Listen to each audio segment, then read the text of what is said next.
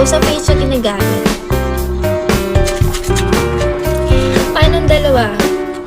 Ako yung may pinakang maganda dyan.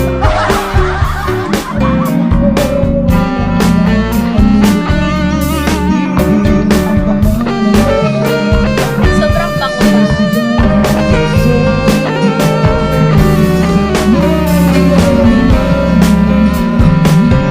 So, ginagamit ko siya.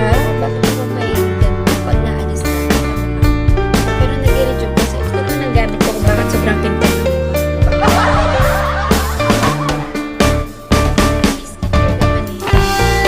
Miss your student. Yeah.